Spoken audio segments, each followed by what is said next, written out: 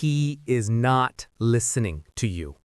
You are sitting across from him, pouring out your soul. You're explaining your fears, your dreams, your childhood, the intricate, secret map of your own heart, and he is nodding. His eyes are locked on yours. He looks understanding. He looks safe. He is not listening. He is scanning. He is an architect of ruin, and you have just handed him the blueprint of your entire city. He is not looking for connection. He is identifying structural weaknesses.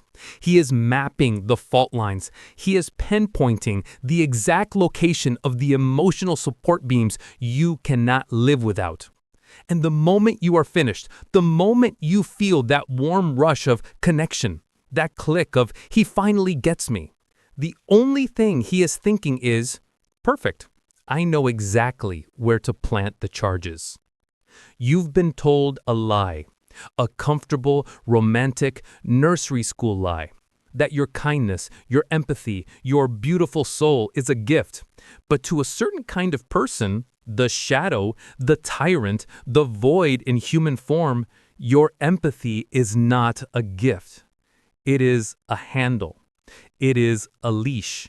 It is the perfect self-adjusting chain they will use to lead you to your own slaughter. You, the empath, the savior, the martyr, are their perfect prey. And today, I will show you the 3 truths of this psychological war, the truths they pray you never figure out. The first and most important truth: you are not a partner. You are a resource. You think you are in a relationship. You are not. You are in a transaction. You are a power plant, and the person you love is a black hole. You, the martyr, are addicted to fixing. You are a savior, and you have just found the ultimate project. You see this broken, tragic, misunderstood soul, and your entire identity, an identity probably forged in a childhood where you had to fix a broken parent, ignites. You think, "My love can heal them." This is the greatest, most arrogant, and most fatal of your delusions. The shadow does not want healing. Healing would mean accountability. Healing would mean work. Healing would mean they would have to face the terrifying, screaming emptiness inside themselves. Why would they do that when they have you? They don't want to be healed. They want to be fed. Your love is not medicine to them. It is fuel. Your patience, your compassion, your endless forgiveness, this is the supply that keeps their internal engine running. They don't look at your compassion and think, "What a beautiful soul."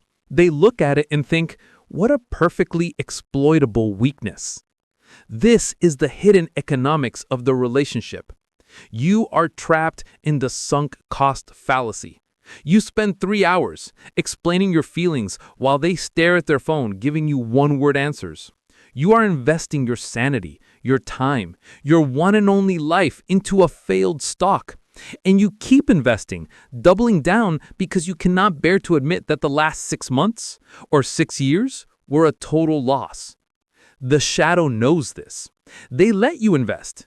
They let you exhaust yourself because every drop of your energy you spend on them is a drop you don't have left to save yourself. Every time you cry, they feel powerful. Every time you beg for the truth, they give you a breadcrumb, just enough to keep you starving and staying. You are waiting for the day they will look at you and say, "Thank you, you saved me." I am telling you, on this plane of existence and the next, that day will never come. You cannot love a black hole into becoming a star. Stop thinking you are their savior. You are just their supply. This brings us to the second and most terrifying truth, the one that explains why you are so trapped. The soulmate was a performance. This is the one that breaks you. You remember the beginning, don't you? The magic, the love bombing. It was a cinematic miracle. He wasn't just like you, he was you. He loved the same weird music, had the same hidden fears, dreamed the same secret dreams.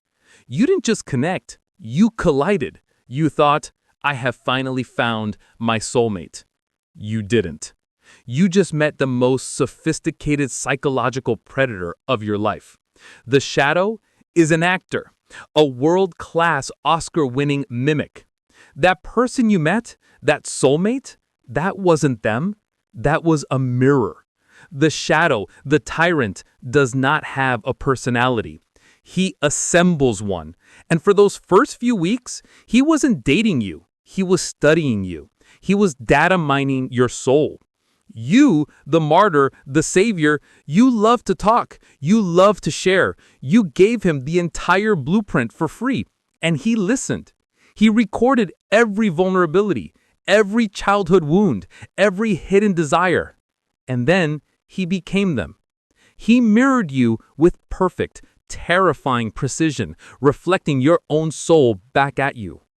You didn't fall in love with him. You fell in love with a reflection of yourself, weaponized by an actor to gain your absolute trust. This is the siren song. It is the most powerful leverage in the world because now you are hooked. You are addicted to that feeling. You have a sunk cost, not just in time, but in magic. And then, once he knows you have you, once the supply is secured, the mask drops. The soulmate disappears. The tyrant emerges. And you are left confused, shattered, addicted.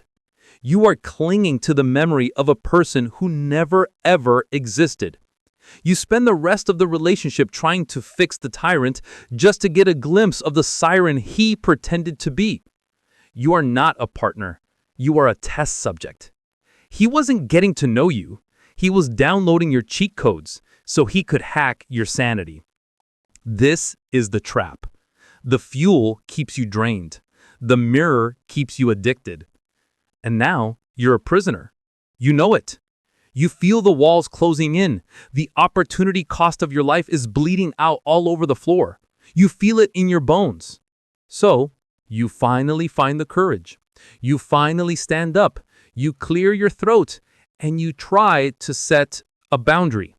Sound of a single, cold, high-pitched violin string, tense, about to snap. You think you are setting a boundary. You think you are a human being asking for respect. You have no idea what you've just done. You have not asked for space. You have not stated your needs. You have just spat in the tyrant's face.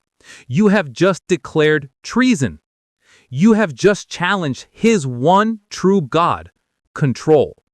You think you are about to have a conversation. You are not. You have just rung the dinner bell for a war. The martyr finally found a spine. You, the savior, the supply, the power plant, you finally stood up to the tyrant, and you used the one word he hates. No. You think you are setting a boundary. You believe you are engaging in a fair negotiation as one adult to another. This is your final delusion. This brings us to the third and most violent truth. A boundary is not a request to a tyrant. It is a challenge. You think you are asking for peace. He hears you challenging his dominion. You think you are asking for respect. He hears you committing treason. The tyrant, the shadow, his entire fragile, hollow identity is built on a single pillar: absolute fucking control. Your boundary is a red flag to a bull. It is not a wall to him. It is a game. It is an invitation to attack. When you say, "I need space," he hears, "Challenge accepted." When you say, "Please stop disrespecting me," he hears, "Time to disrespect you harder and see if you'll really leave." When you say, "I will not tolerate this," he smiles because he knows you're lying. He knows you are a martyr. He knows you are a savior. He knows you are terrified of conflict and abandonment, anxious attachment.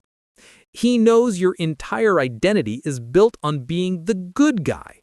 And he knows the good guy never walks away. So he pushes. He probes. He tests that new boundary just to watch you fold. He will lie, and you will warn him. He will lie again, and you will give him another chance. You, the empath, the martyr, you are a person of warnings. The tyrant is a person of consequences. And he knows you will never pull the trigger. Why? Because of the sunk cost fallacy. You are addicted to the memory of the siren, the soulmate from part 1. You are so desperate to get that magic back that you will tolerate the hell he is putting you through. You are clinging to the potential, while he is destroying your reality. He knows you are too soft to walk. He knows you are too forgiving to enforce a real consequence. He knows you are too hopeful to quit. And that is the blueprint of your prison. So now what? You are drained. You are addicted. You are trapped. The savior has failed. The martyr is bleeding out. This is the moment of your birth. This is the moment the martyr must die so the king or queen can rise. This is the savage solution. The original script gives you 3. They are correct, but they are incomplete. I will give you the philosophy, the war plan. Solution 1. The king's decree.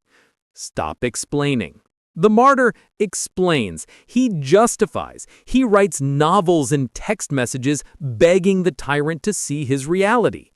The tyrant loves this. He feeds on it. Your over-explaining is his favorite kind of fuel.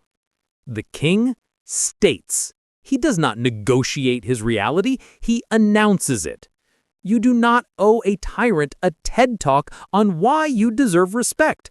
The moment you start explaining, you are supplicating. You are a jester at the tyrant's feet. State your boundary once, then silence. Your silence is the sound of your power returning. Solution 2. The economic sanction. Enforce consequences. The martyr gives warnings. If you do that one more time, this is the weakest move a human can make. It is a confession that you have no intention of acting. The king delivers consequences. This is not punishment. This is economics. This is leverage. You must understand this. Your presence, your attention, your energy is the most valuable, scarce resource you own, and you have been giving it away for free. From now on, you raise the price. The price for disrespect is the loss of your presence. They lie, you reduce access. They cross your boundary, you cut contact. You stop being a charity and you start being a fortress. The moment they realize you are willing to collect the debt, they lose their grip. Solution 3. The sovereign's exile. Walk away. This is the only move the tyrant truly fears. This is the one thing they cannot control. This is the ultimate power move. Why? Because it cuts off the fuel supply. The tyrant, the shadow, is a black hole. They need your light to exist. The moment you walk away, you are leaving them alone with the one thing they have spent their entire lives running from: themselves. They will choke on the emptiness they tried to fill with you. But the martyr, he feels guilty for leaving. This is the final chain you must break. Your guilt is not yours. It is the invisible leash the tyrant forged around your neck. This is your final test. This is the king's gambit. You must choose. You can continue to be the martyr, the savior, the fuel. You can stay and die in the name of a potential that never existed. Or you can choose to become the king. You can exile the tyrant from your kingdom. You can take your blueprint back. Because you are not their fuel. You are not their toy. You are not their emotional garbage can. You are the architect. You are the kingdom. You are the prize. Now, start acting like it.